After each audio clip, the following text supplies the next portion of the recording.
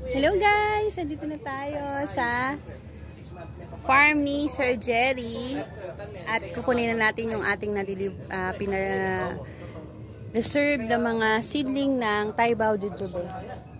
Tingnan nyo guys, ayan o, dahil bunga at dahil dyan, pinatikim tayo ng Sir Jerry para matikman natin kung talagang tikman ko kung katulad ng sa Taiwan. No? Tikman natin. Ang sarap na guys. Ito nga yun yung sa jujube ng Taiwan. Parehong pareho siya. Lalo na pag lumaki pa to, ano siya, juicy, na may pagka peras yung kanyang texture. Malusong pa.